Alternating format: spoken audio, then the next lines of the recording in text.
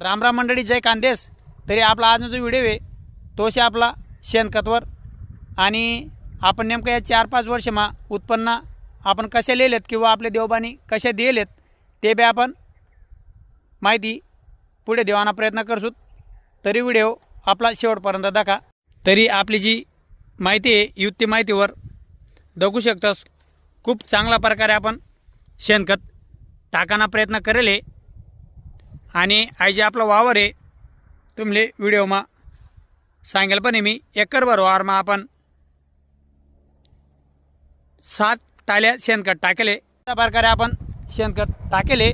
पण तुमले एक प्रश्न बी पडी राहणार ते एवढा 7 टाल्या खत एकरभर वावरमा कस काय टाकावो, ते आपले शेती कशी पुरवडी ते बी मी तुमले 2 शब्द सांगाना प्रयत्न करस. आपण जे आई 7 ट्रॉल्या खत टाकेले आपण आई 4 ते 5 वर्ष मग टाकी राहणूत.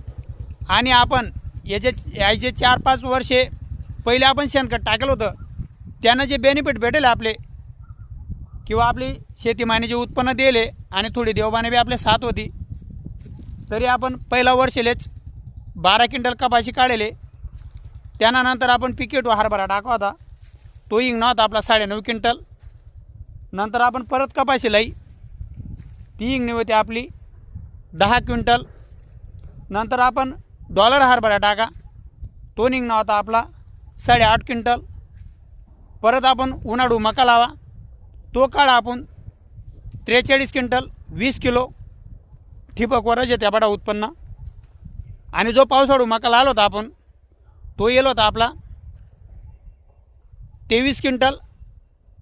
आणि परत आधी आपण मेक्सिकन डॉलर हरभराला